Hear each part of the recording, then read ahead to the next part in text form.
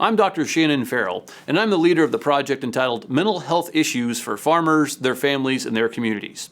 And while that may be a long title, our goal is simple. We just want to provide you with the resources that you need to improve your mental well-being. This project wouldn't have been possible without funding provided by USDA NEFA through the Southern Risk Management Education Center, and we're very grateful for their support. This video is part 2 of a video presented by Dr. Matt Brosi entitled An Introduction to Mental Health Issues. In this part of the video, Dr. Brosi will provide you with some very specific examples of some mental health issues and how those mental health issues can be addressed. Along with this presentation is a very quick survey to complete after you've watched, and we would greatly appreciate your feedback on that survey. Additionally, you'll find a link to the project website with many more resources that you might find useful. We appreciate your time in watching and joining us today. One of the latter categories that I wanted to talk about today with mental illness is what we consider a more significant mental illness. And this is a feature of other disorders involving some loss of contact with reality. And so this oftentimes will result in disturbances in thinking or emotion or even behavior. And the reason that we consider this a significant mental illness is that these individuals oftentimes may require, and not always, but may require a higher level of care. And at the very least, a higher level of understanding. So I'm a family therapist. I'm licensed as a marital and family therapist here in Oklahoma. And I've actually worked with a number of individuals that have a lifelong diagnosis with a severe mental illness, but they're learning to cope with it in different ways, or maybe they're having difficulty getting out and about because they're not accepted in other social groups, and it may be putting too much pressure on a loved one in a caregiving role. And so they're presenting with very normative and natural needs within their family system to learn how to adapt and how to cope with a mental illness such as psychosis. There are 4 major areas of psychosis. Schizophrenia can present with a number of different typologies of schizophrenia. But this is a diagnosis that historically involves the presentation of delusions, hallucinations, and disordered thoughts. And so delusions, perhaps of grandeur, so thinking, disordered thinking, or hallucinations in which I may see or hear things that aren't really there. Mood disorders as well can also have psychotic features as well. So you may have major depressive disorder with psychotic features, or even bipolar depression can have psychosis as well. Schizoaffective disorder is a presentation where we have both symptoms of schizophrenia, but also major depressive disorder or bipolar depression as well. And the last one is what we just consider a drug-induced psychosis. So an individual may engage in using a substance, could even be a prescribed substance, but nonetheless, or an illicit substance that could inadvertently trigger a psychotic episode. Interesting, so I just talked about this a little bit. It can be caused by a combination of genetics, biochemistry, but also stress. And so we sometimes see individuals maybe in their early 20s experiencing significant stressors, and there may be a genetic predisposition there that then gets triggered to turning on those positive symptoms of psychosis. So stress and drug abuse can oftentimes trigger those symptoms in vulnerable folks. It's really important to understand, though, that psychosis doesn't always need necessarily hospitalization, but it may require additional layers of support or different needs within a family system to learn how to cope effectively with psychosis. And some of the fine details are rooted within whether or not an individual is aware that those disordered thoughts or hallucinations, delusions are real versus not. They really actually do believe that those things are real. The last category that I wanted to talk about today is what we call substance use disorders. This is a condition in which the use of one or more substances leads to a clinically significant impairment or distress. Those symptoms of addiction and dependence are also present as well, in which we see tolerance and withdrawal present, where individuals have built up tolerance and they are exhibiting symptoms of withdrawal if they don't continue the use. And we also see individuals engaging in greater needs of the amounts of the substance to sustain the same effect that they did. I've presented here an interesting kind of overview of the top 5 categories of substances that where individuals receive a diagnosis of a substance use disorder. Number 1 is tobacco. Number 2 is alcohol. Number 3 is marijuana. Number 4 is prescription drugs, including opioids and painkillers, and we're going to talk about prescription drug misuse here in a second. And then number 5 is the use of illicit drugs, such as cocaine or methamphetamine. Interestingly here is amongst the about 20 million adults in the U.S. who experience a substance use disorder, about half of those individuals had a co-occurring mental illness. So one of the important things to understand about substance use disorders is that a lot of times substances are being utilized as a coping mechanism to either dull the anxiety or to avoid experiencing depressive symptomology. The difficulty with substances is they manifest themselves differently, either as depressants or hallucinogens or stimulants, and so they affect mood in very, very dramatic ways. In Oklahoma, I wanted to draw attention to this. Marijuana is actually the #1 drug for drug treatment admissions across the state. Stimulants, including methamphetamine, is actually number 2. So we got to be really careful with how we understand the utilization of medical marijuana, but also recreational marijuana. This isn't something that treatment programs are wanting to take lightly in any capacity. So related to substance use disorder, I wanted to talk a little bit about prescription drug misuse. Prescription drug misuse is a broad category for understanding taking a prescription medication in a way other than in which it was intended or prescribed. First and foremost, it's simply taking someone else's medication is considered prescription drug misuse.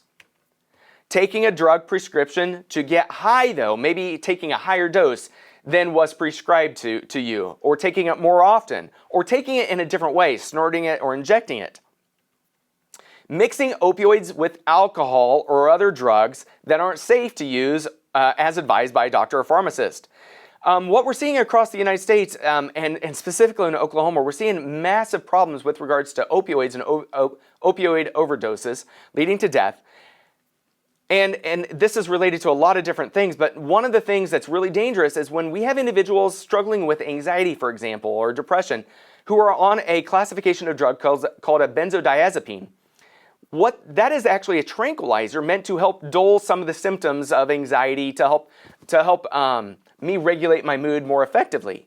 If I'm taking a benzo on top of an opioid, what I'm doing is I'm regulating my central nervous system, but then I'm throwing on top of it an opioid that could inadvertently lead to death. So this is really important that if you're on a benzodiazepine or any other medication for mental illness, but also taking an opioid, please make sure you're talking to a physician about this.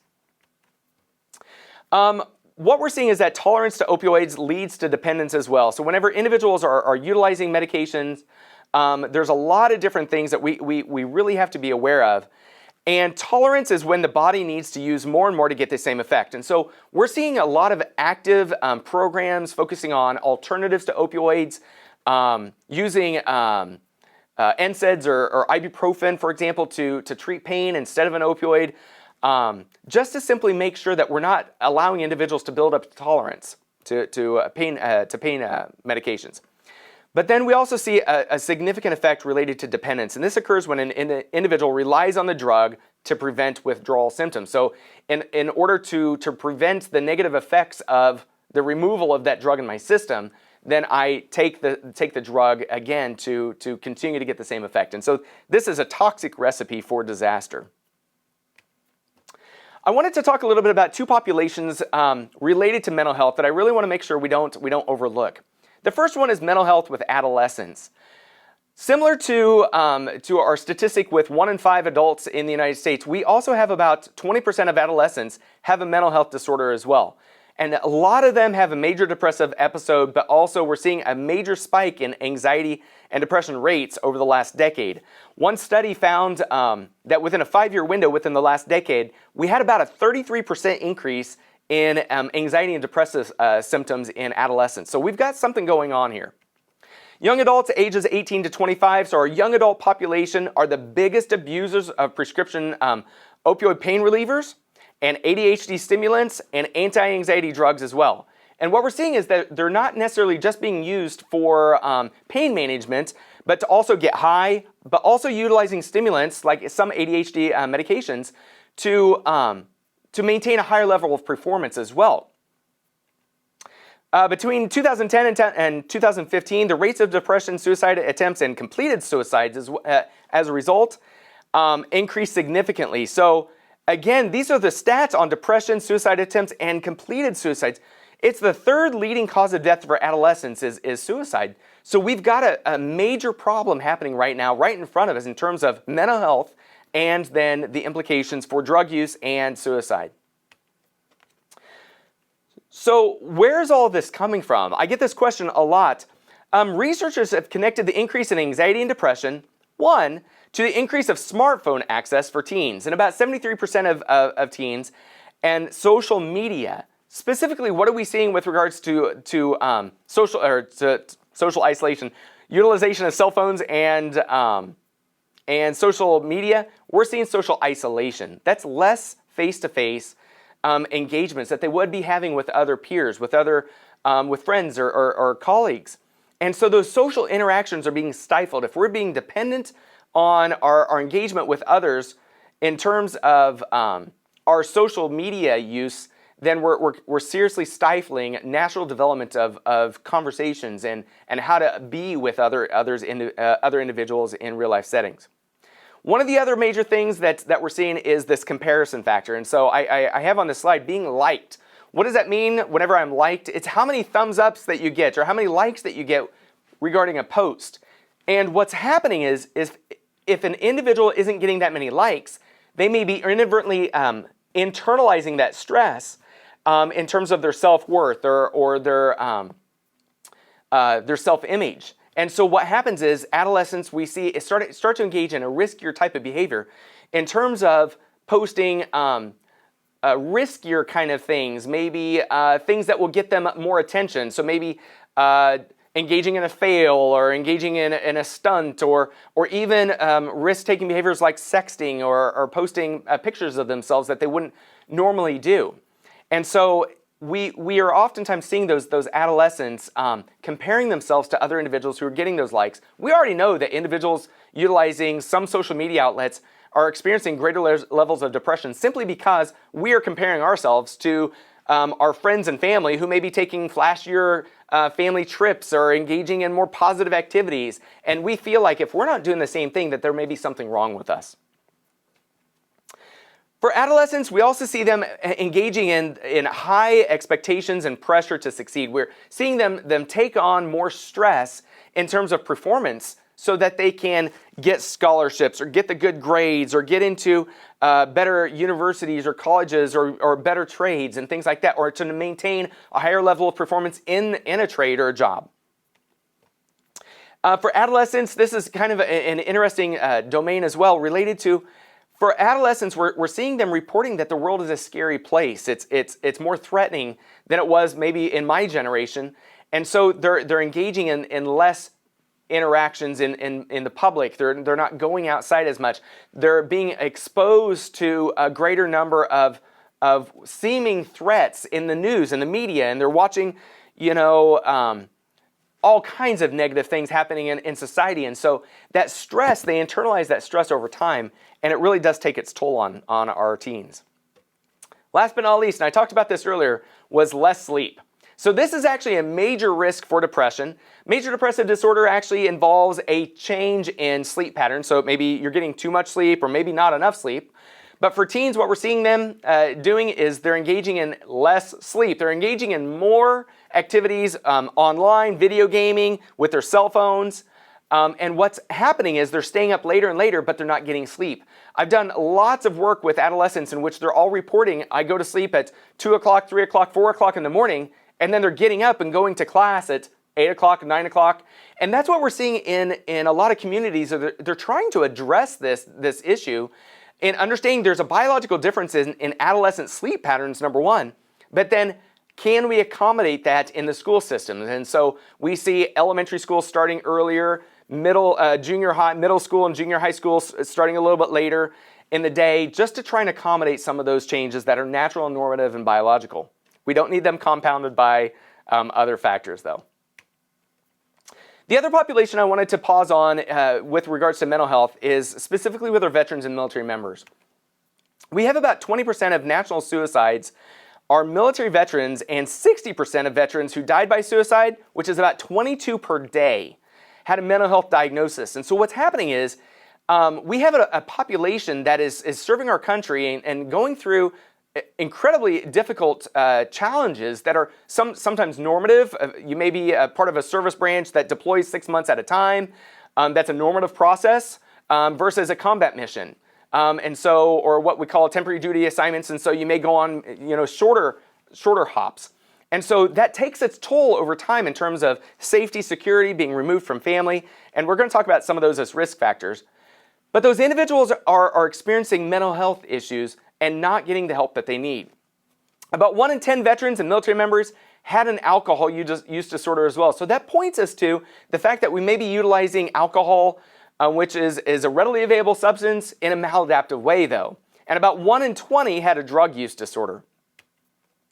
Now, depending on campaign, this is where it gets really interesting. Depending on the campaign, whether we're talking about Korea, Vietnam, Desert Storm, Iraqi freedom, Afghanistan, things like that. About 10 to 20% of veterans returning from those campaigns receive a diagnosis of PTSD or depression.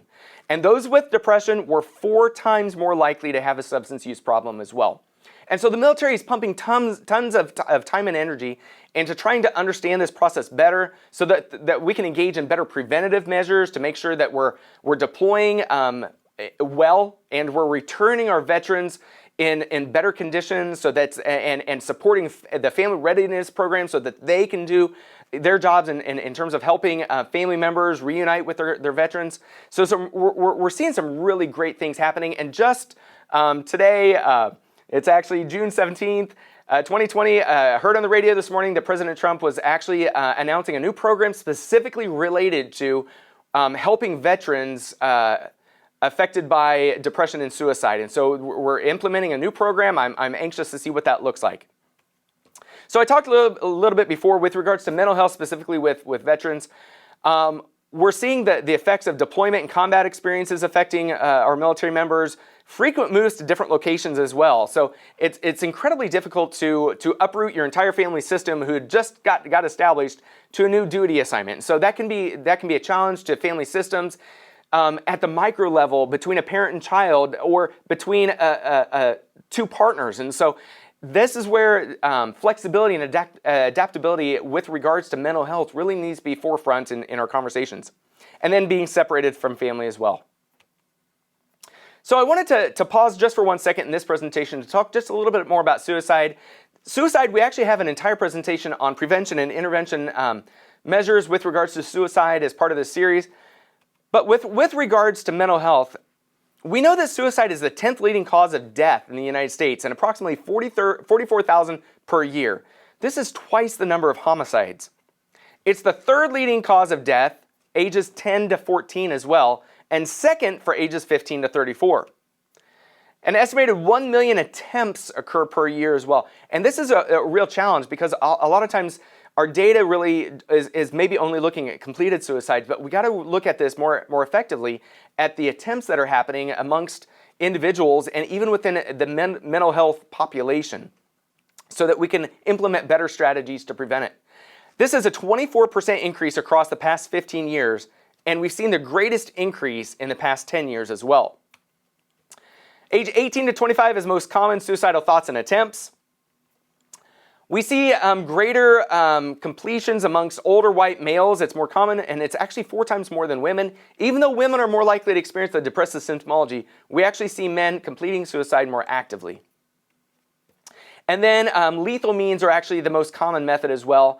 And it's not to draw attention away from other non-lethal means, but instead firearms are actually more lethal because of the impact that it would have whenever it is attempted.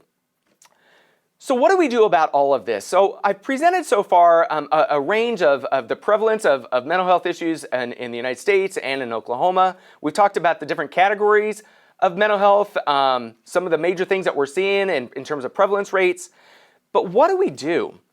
So Mental Health First Aid is a program that was developed by Mental Health First Aid USA, which is actually a worldwide program, but the USA version is housed in the United States, and it actually is a program to help certify individuals in raising awareness about mental health issues, number one, but also in training individuals and knowing how to respond effectively when they engage symptoms in themselves or in other individuals. And so mental health first aid is really defined as the help offered to a person developing a mental health problem or experiencing a mental health crisis. And so they've presented what they call the ALGE model, and this is their own program, but this is an acronym standing for, number one, A is assess for the risk of suicide or harm. So first and foremost, if we understand that an individual is struggling with an issue, or they have a mental health issue, or maybe they're experiencing an acute stress of sorts, or stress overload, so something tipped the scale, it's our responsibility, if we're aware of what the symptoms might look like, then to check in with them. First and foremost, we want to know if individuals are at risk of harming themselves or others. And so we want to make sure that they're getting the help that they need. The second part of this is the L, which stands for listen non-judgmentally. So we're trying to reduce the stigma. And so it can be embarrassing if somebody says, you know, I have thought about hurting myself. That can be embarrassing, or it's a great risk for them to put that out for fear that somebody's going to judge them or dismiss it or invalidate it. And so if you've heard somebody, if you ask the question, hey, have you ever thought about hurting yourself? And somebody says, yes, I actually have. My responsibility is to listen non-judgmentally to how did they get there? The next part of this is the G, which is to give reassurance and information. You can't promise anybody an outcome, but you can promise them, hey, there are people out there that are more than willing to help. Even though you may not believe it, they are actually there. Here's some information. So I'm going to end today with some information that I want to make sure that everybody has.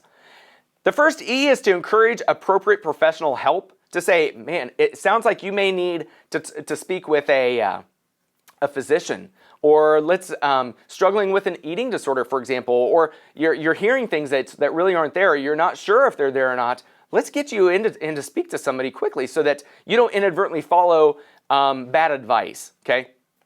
The last E is to encourage self-help and other support strategies as well. Encouraging individuals to take that leap, to helping them do something for themselves. Maybe it's to get out of their negative routine. Maybe it's to connect with a professional. Maybe it's to, if they're struggling with a substance use disorder, to get into an AA group or to contact a sponsor. Another layer of this mental health first aid program is related to being aware of mental health issues, increases the chance for early intervention as well. Our goal is to help people to raise awareness before it becomes too late in the process, to where maybe they do need hospitalization, or they do need something that's a little bit more acute or more a bigger deal than maybe approaching the negative cognition or the anxiety or the stress or the over frequent use of an opioid, for example. And so our goal is, if we can help people at an earlier phase, then it can go a long way in terms of adding to our preventative strategies, but helping people move from being unwell to recovering. So I'm going to draw your attention to everything that we talked about today. This really requires an understanding of the stress overload process, first and foremost. And this goes back to another presentation, but understanding where I may be overwhelmed, at what point do I say that's too much? Being self-aware. Being aware of the signs of anxiety, depression, and acute crisis. I talked about this a little bit before about acute crisis. Acute crisis is one of those things that it's oftentimes situational. I had a friend that the hay barn went up in fire, and so that is an acute crisis. But when you pile that on to a struggling relationship or financial stress related to making my loan payments on a farm, that can actually be too much to manage. And so that acute crisis can be a really a time for us to pay more close attention to the symptoms that people may experience. Being respectful of those who are struggling as well. This is not a time to dismiss, to say cavalier things like, oh, this too shall pass, even though I support that, and time does heal, but so does talking things out so that they don't become issues again later. And then getting help, or help others get help. And so I want to challenge everybody to really do some introspection about their own state of mental health and how are they dealing with stress and the overload process. I'm a strong believer that everybody is on a continuum of some sorts in terms of depression or anxiety or substance or coping maladaptively. But I think that we all have those traits that allow us to be resilient. And so for those that may not be as resilient, then hopefully we can help them get the help that they need. And this last piece that I have is a list of resources. I really think that everybody needs to have this information actively and available. And if you have a business, you work in an industry, I would encourage you to have all these resources available, or make sure that your human resources groups have these resources available so that you can appropriately point people in the right direction if and when individuals ask for that help. Or if you happen to be somewhere out and about with a friend and they talk to you about something, you can say, hey, I know where to get help. And so put these contacts in your own cell phones. I encourage you to do that. First and foremost, I want to make sure everybody understands in-person and telehealth services are available. Pick up a phone if physicians aren't available. I know that they're making it more readily available to speak to individuals through internet means, web-based means, but also mental health clinicians are also doing the same thing. So you don't know what resources they have until you check in with them. The 211 resource is actually a statewide resource. I want to make sure that if you're in a rural community and you don't know where the nearest resource is, just call 211 and they'll point you in the right direction. They have resources available for mental health, but also daycare and domestic violence services and shelters, things like that. So utilize that resource. It's there for you. NAMI is the National Alliance on Mental Illness. They actually have a helpline that's available right here. But this is the support for individuals who are experiencing symptoms themselves, but also for family members, for them to help know how to best support another family member that may have a mental illness. The suicide hotline is the resource that, at the very least, you got to make sure you have this one in your contacts list. Available 24 hours a day, 7 days a week. We also have a disaster distress helpline that's available, and a crisis text. So you may want to text instead of making a phone call. Those are available 24/7 as well. Text hello to 741-741. And then I also included this last one because as we're dealing with COVID right now, we're concerned about mental health illnesses across the base, but we're also concerned about a couple of other categories related to domestic violence, but also child abuse and neglect. And so I have the hotline for child abuse and neglect here in Oklahoma. If you're aware of a situation in which people are struggling and inadvertently other individuals in the home may be victimized in some capacity, please make sure you're calling that line as well. And the last one is our own Oklahoma Cooperative Extension. We have a website available with a number of different resources related to parenting and relationships, but also nutrition and health and well-being. So I encourage you to check that out. So thank you so much for participating today. I hope that this was helpful in just simply raising your awareness about mental health issues.